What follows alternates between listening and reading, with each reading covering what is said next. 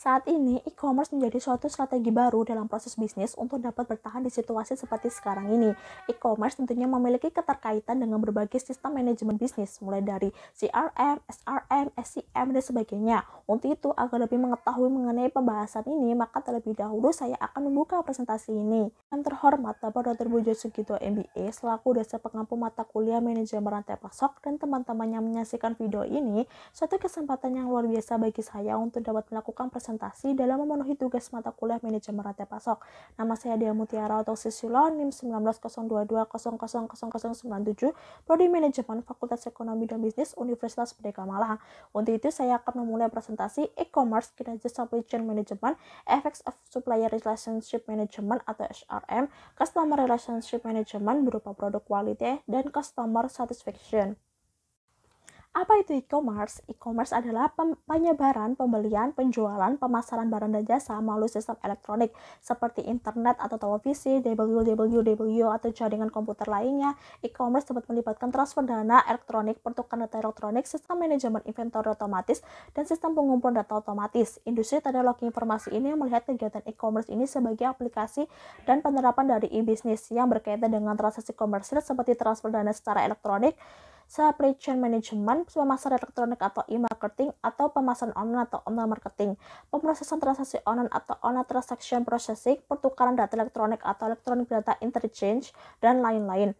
E-commerce ini merupakan bagian dari e-business, di mana cakupan e-business ini lebih luas, tidak hanya sekedar perniagaan, tapi juga mencakup perkolaborasian mitra bisnis, pelayanan nasabah, lowongan pekerjaan, dan lain-lain. Selain teknologi jaringan www, e-commerce atau email, dan teknologi dan komputer yang lain seperti halnya sistem pengiriman barang dan alat pembayaran untuk e-business. E-commerce ini berkaitan dengan efisiensi. Padahal efisiensi itu merupakan salah satu indikator dari daya saing. Perusahaan atau pabriknya bisa menjual produk dengan harga yang lebih kompetitif, tetapi kalau pabrik tidak bisa pilih e-commerce, karena pabrik itu merupakan manufaktur. Apabila pabrik masih kombinasi antara e-commerce dengan bisnis offline, itu pasti karena adanya produksi barang. Beda dengan jasa, di mana produksi jasa itu bisa pilih e-commerce.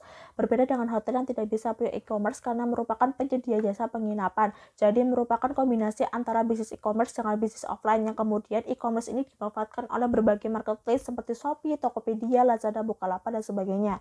Tetapi yang jelas, e-commerce ini merupakan opsi terbaik untuk bisnis sekarang dan bisnis di masa yang akan datang. Karena jika tidak menggunakan e-commerce, ketika tidak mengombinasikan kegiatan bisnisnya dengan e-commerce, maka pasarnya akan terbatas.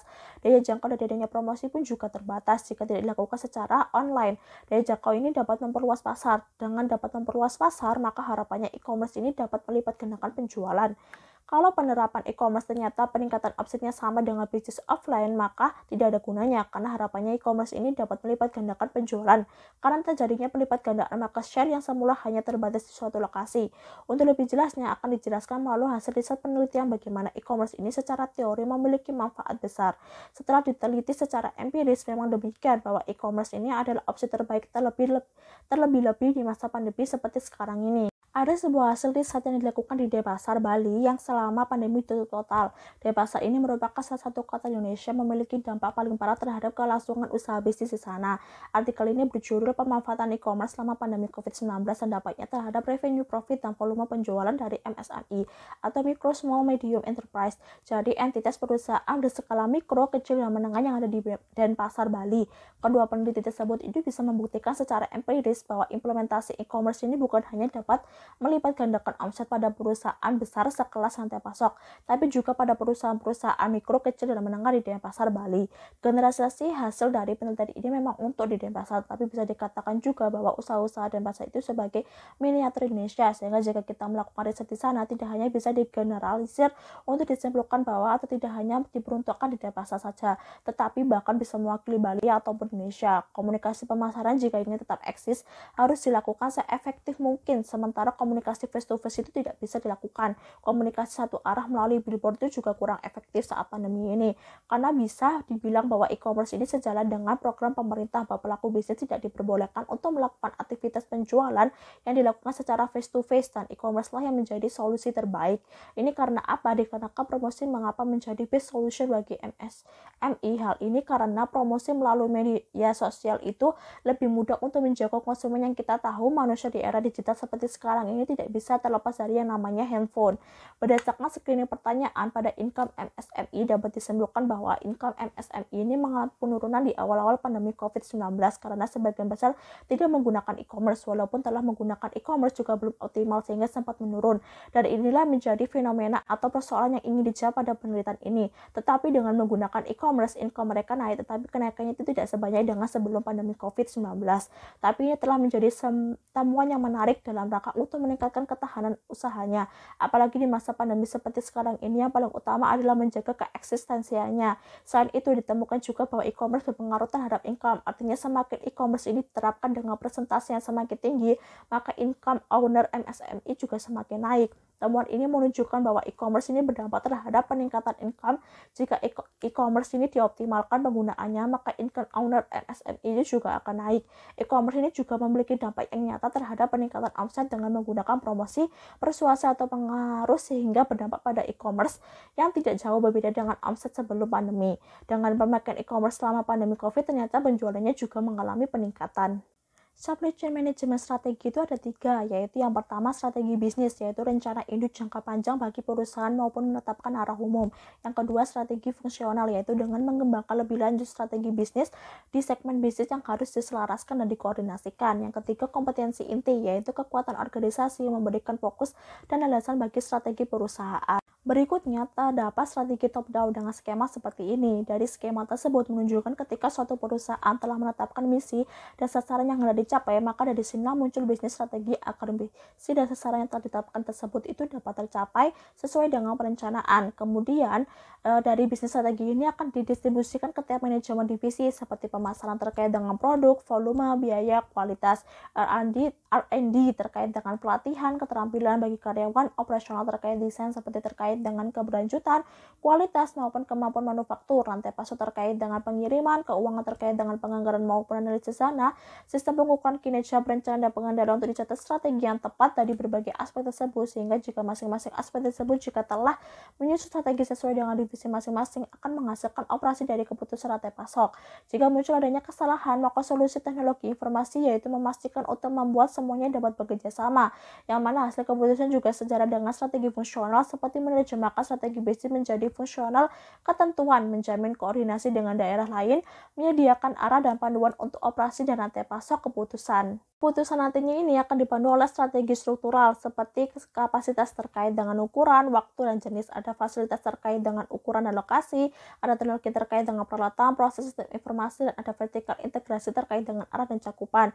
Keputusan juga harus dipandu oleh strategi infrastruktur seperti organisasi terkait dengan sistem kontrol atau penghargaan, sentralisasi dan desentralisasi, tenaga kerja terampil maupun semi terampil, ada sumber dan pembelian terkait dengan metrik pemilihan atau kinerja pemasok, sistem pengadaan, strategi sumber, ada perencanaan dan kontrol terkait dengan peramalan, manajemen persediaan, perencanaan atau pengendalian produksi, dan ada proses dan kualitas terkait dengan proses perbaikan berkelanjutan, manajemen proses bisnis, SBC atau Six Sigma, dan ada produk dan desainnya terkait dengan proses pengembangan, peran organisasi atau pemasok yang kemudian masuk ke proses analisis nilai sebagai sebuah proses untuk menentukan pilihan terbaik ketika ada formula yang jelas untuk melakukannya, sehingga membantu mempertahankan fokus dalam mengumpulkan dan menilai data yang relevan, disebut dengan matriks preferensi. Penentuan indeks nilai dapat dihitung dengan menggunakan rumus seperti ini, di mana IN itu merupakan pentingnya dimensi nilai atau kriteria N.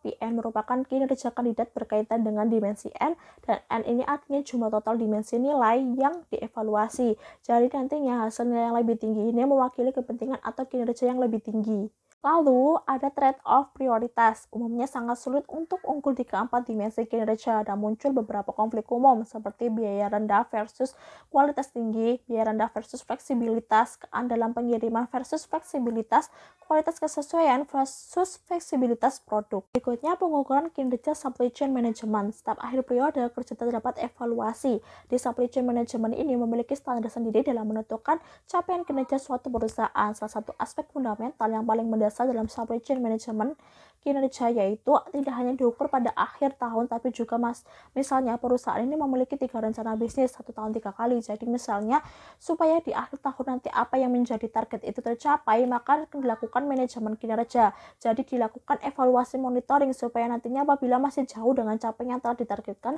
bisa dikelola kembali oleh manajemen untuk memacu dengan prinsip efisiensi produktivitas, yaitu melakukan kinerja yang lebih baik lagi dan kemudian dilakukan evaluasi perbaikan secara berkelanjutan supaya di akhir tahun apa yang telah diplanning itu tercapai. Untuk menciptakan manajemen kinerja yang efektif ini diperlukan sistem pengukuran, di mana sistem ini terdiri dari komponen sistem input, proses, dan outputnya yang seperti apa. Outputnya berupa capaian-capaian informasi kinerja yang mampu mengevaluasi kinerja secara holistik atau keseluruhan, karena jika kita berbicara mengenai supply chain, yang mana perusahaan bergerak dari hulu ke hilir untuk membangun hubungan dengan pemasok supaya kemudian dapat memanage secara internal manufaktur sampai dengan jaringan distribusi. Apa sebenarnya manfaat dari pengukuran kinerja supply chain, yaitu untuk melakukan monitoring dan pengendalian. Jadi apabila target capai 100%, apakah di akhir tahun ini sudah mencapai target tersebut? Jika belum, maka perlu dipacu sekaligus mengarahkan agar dapat mencapai target yang telah ditentukan. Kemudian mengomunikasikan tujuan organisasi ini ke fungsi-fungsi pada supply chain. Hal ini dilakukan agar secara bersama-sama dapat berkolaborasi untuk mewujudkan apa yang menjadi target perusahaan. Berikutnya, mengetahui di mana posisi suatu organisasi relatif terhadap pesaing dan menentukan arah perbaikan sebagai dasar untuk menentukan perbaikan dalam menciptakan keunggulan bersaing, karena harapannya di akhir tahun ini daya saing itu meningkat. Model pengukurannya dapat menggunakan model POA atau Performance of Activity, di mana 7 indikator yang digunakan untuk mengukur kinerja aktivitas. Pertama, biaya ditimbul di dalam suatu aktivitas untuk kepentingan efisiensi. Pada kolaborasi rantai pasok diharapkan dapat meminimalisir biaya, karena biaya tidak dapat diminimalisir sendiri, tapi perlu juga partisipasi pemasok maupun saluran distribusi, sehingga biaya sebagai salah satu juga partisipasi pemasok maupun saluran distribusi, sehingga biaya sebagai salah satu indikator daya saing. Biaya dapat diminimalisir misalnya pada inventory. Kedua, dimensi waktu yang diperlukan untuk mengerjakan suatu aktivitas mengenai berapa lama waktu yang diperlukan. Ketiga, kapasitas mengenai seberapa banyak volume pekerjaan secara kuantitas dan sejauh mana input dapat meningkatkan output. Keempat, produktivitas mengenai pengukuran sejauh mana sumber daya secara efektif digunakan untuk merubah input menjadi output. Kelima, kapabilitas mengenai kemampuan agregat suatu supply chain untuk melakukan suatu aktivitas meliputi reliabilitas, ketersediaan, dan fleksibilitas. Keenam, utilisasi mengenai tingkat pemakaian sumber daya dalam supply chain, seperti apakah sudah optimal atau belum, apakah masih ada kapasitas yang ideal sehingga perlu dioptimalkan. Ketujuh, outcome mengenai hasil dari suatu proses atau aktivitas seperti material, information, financial flow yang tinggi, dan sebagainya. Jika kembali pada definisi manajemen rantai pasok yang dikelola material flow, financial flow, information flow, maka material flow-nya itu secara kinerjanya dapat diukur menggunakan formula seperti di layar dengan mengukur inventory turnover atau rasio perputaran persediaan dengan membagi nilai cost of goods sold dengan average aggregate inventory value. Namun untuk menghitungnya perlu menggunakan 2 report perusahaan. Yang pertama adalah income statement dan yang kedua adalah neraca. Lalu muncul pertanyaan, mengapa inventory ratio semakin tinggi nilainya maka semakin baik dan semakin rendah itu semakin jelek. Jadi perputaran persediaan itu merupakan representasi dari perputaran barang. Artinya jika barangnya laris maka stok inventory akan semakin sedikit, maka semakin sedikit ini semakin bagus. Tetapi jumlah sedikit itu harus mampu menjamin kelangsungan operasional. Jadi menunjukkan perputaran barang. Jika barangnya laris maka return inventory-nya itu juga semakin tinggi. Lalu, jika muncul suatu permasalahan seperti penumpukan material di gudang, maka muncul pertanyaan bagaimana cara mengurangi material yang menumpuk di gudang tersebut. Maka jawabannya yang utama terletak pada bahan baku, karena bahan baku ini berhubungan dengan pihak eksternal. Jika barang setengah jadi, lebih mudah untuk dikendalikan. Jika kita memanajemen bahan baku, itu pasti ada lead time ordernya, dan itu pasti ada masa tunggu order. Jadi masa tunggu saat kita order sampai tibanya order. Makin lama lead time-nya, maka persediaan yang harus dimiliki perusahaan itu juga semakin banyak. Artinya investasi atau tanam pada persediaan itu juga semakin banyak. Maka solusinya atau perpendek lead time dengan cara meminta pada pemasok supaya memiliki gudang yang lebih dekat dengan pabrik. Lalu ada juga ketidaklancaran proses produksi, yaitu adanya penumpukan barang setengah jadi atau work in space yang mungkin bisa disebabkan kapasitas yang tidak seimbang antara divisi atau bisa jadi karena adanya kerusakan mesin yang perlu upaya pemeliharaan secara berkala atau periodik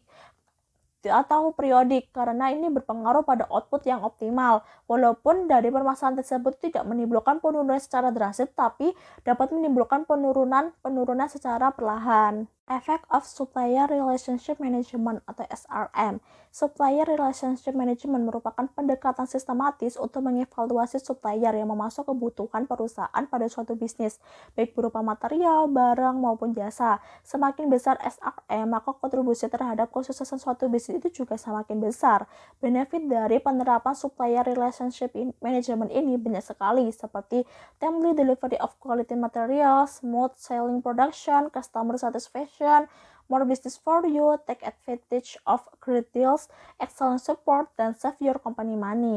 Untuk membuktikan bahwa teori secara empiris terbukti benar, mari kita mencermati artikel penelitian ini berjudul Effects of Supplier Relationship Management on Supply Chain Performance at Bamburi Semen membahasnya. Dalam penelitian ini dibahas mengenai Supplier Relationship Management atau SRM memainkan peranan penting dalam pengurangan biaya dan peningkatan efisiensi dalam fungsi rantai pasokan. Manajemen hubungan pemasok adalah proses bisnis yang menyediakan struktur bagaimana hubungan dengan pemasok dikembangkan dan dipelihara.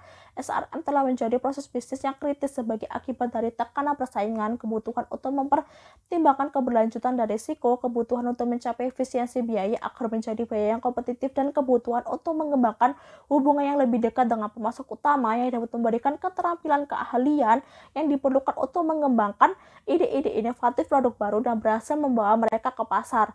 Manfaat yang signifikan ini dimungkinkan dari pengelolaan hubungan yang lebih baik dengan pemasok utama. Telah ditunjukkan bahwa integrasi operasi dengan pemasok dapat meningkatkan kinerja perusahaan. Manfaat tambahan dari hubungan kolaboratif lintas fungsi dengan pemasok utama adalah kemampuan untuk menciptakan nilai bersama. Tujuan utama dari penelitian ini adalah untuk menetapkan efek SRM pada kinerja rantai pasok di semen Bamburi.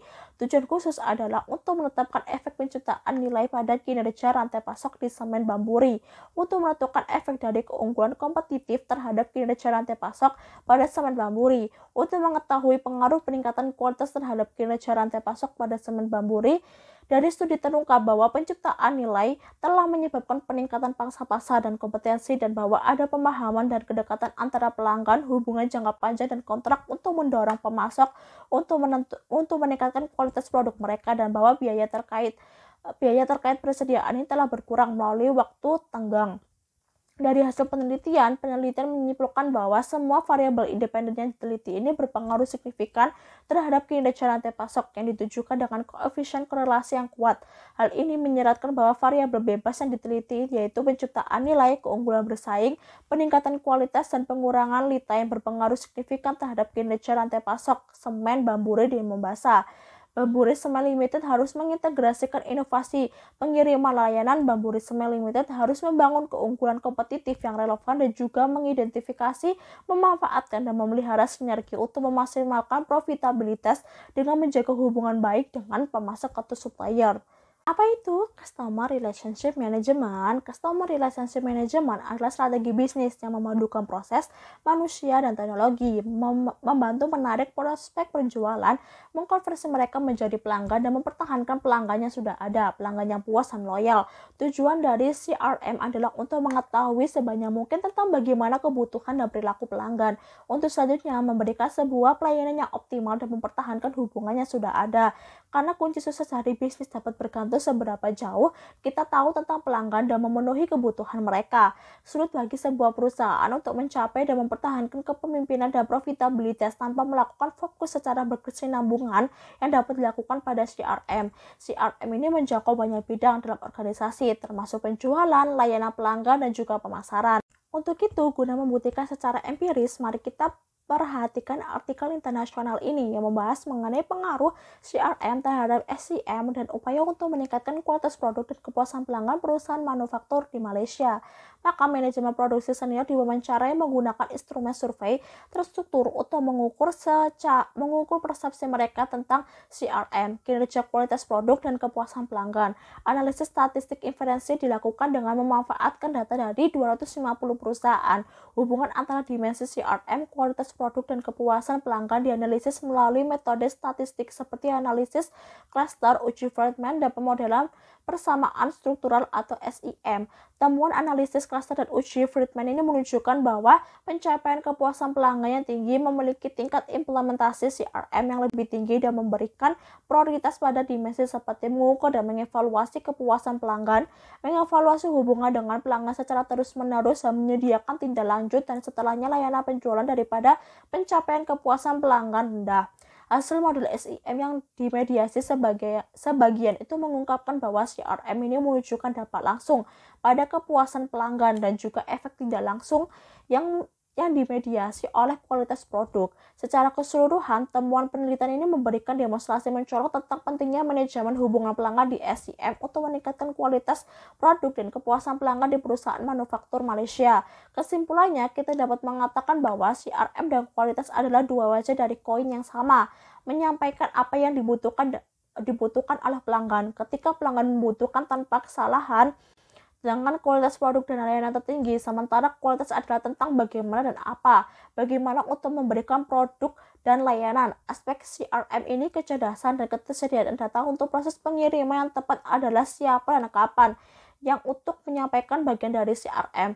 Kualitas adalah tentang penciptaan dan CRM adalah tentang melayani. CRM ini secara sistematis menghubungkan siklus kompetitif umpan balik pelanggan ke dalam proses pemasaran sehingga berkontribusi pada daya saing strategi perusahaan. Oleh karena itu, temuan penelitian ini dapat sangat bermanfaat bagi suatu perusahaan di Malaysia tersebut dalam menyusun strategi untuk kepuasan pelanggan. Penelitian empiris sejauh ini pada CRM di antara perusahaan Malaysia belum mempelajari hubungan antara CRM dan dampaknya terhadap kualitas produk dan kepuasan pelanggan. Sekian presentasi singkat dari saya. Semoga apa yang telah saya sampaikan dapat memberikan informasi dan ilmu baru bagi teman-teman yang menyaksikan video ini. Terima kasih. Bye-bye.